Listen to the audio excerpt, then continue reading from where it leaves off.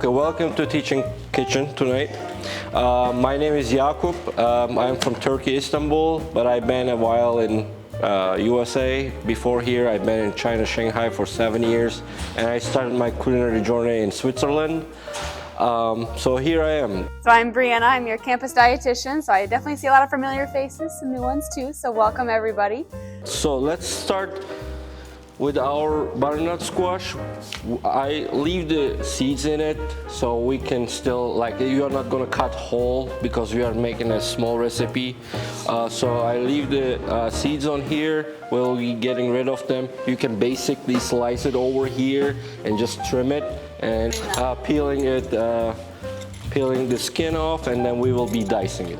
All right, let's start. So we'll be starting with the cutting into the strips, and then we will do basically like this carrot, like strips, and then we will cube them, right? We are at the leek. Leek is an onion family, right? You guys know about leek? All right, we will be slicing it this way. So we have this half. Basically, this is equal with a medium onion. We will be cutting this side, so we don't want it to hold, and we will small dice them.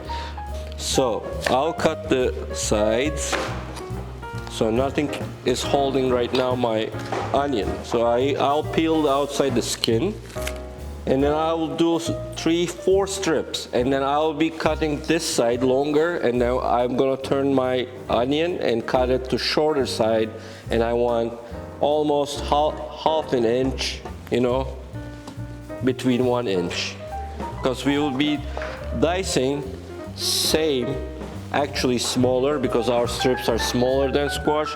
So basically it's really easy to cut right now because they're already logs, like a cylinder, right? And then we can just dice it that.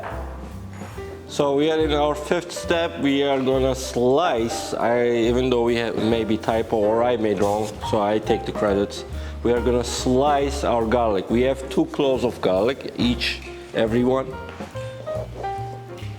So we're gonna slice it very thin. So we are at our lime. We're gonna halve it. What we're gonna do is when we're trying to do our lime, we're gonna squeeze our juice in it and then leave the skin and the stalk to give that limey taste to our stock, right? So I'll just halve it.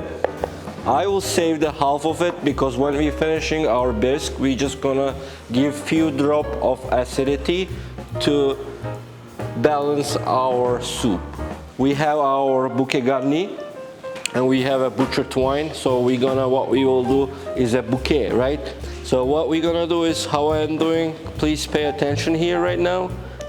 So I would just put it in half and then pull it back and then just roll it and then put underneath my butcher's twine and then give a knot.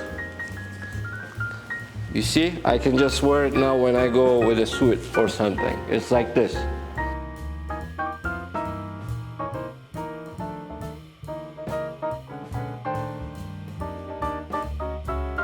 So once it's coming to a simmering point, we will give 5 minutes and we will strain our soup and we will put our summer squash in, let it boil for 7 to 8 minutes, and then we will puree it, and then we will be really finishing our soup.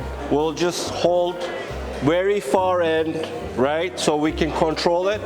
Since our pot is hot, I will hold it this way so my hand is not burning, and then very quick I'm gonna strain my stock, right? After we strain our liquid, we will be adding 2 cubes of butter and a drizzle of olive oil to saute our summer squash. And then we're gonna actually caramelize and soften our summer squash. Then we will be adding our stocks, and then I will be using this immersion blender to blend it and make it smooth like a puree, right? And then in very end we will be adding some more butter and our creme fraiche to give the texture. After it gets caramelized, so brown color on that skin, we will be adding slowly our liquid, our broth, our stock, right? But we don't want to over add it because we don't want our consistency, our soup's consistency not to be so runny, right? We want it still thick, smooth, and fluffy. At this point, when it comes to boiling our stock, I'll be adding my salt and pepper, but it's your taste, right? Like, I would like you to add it by yourself, how much ever you want. What I'm gonna do is now I'm gonna use my immersion blender. It's hand blender. So I will blend my summer squash into my stock, right?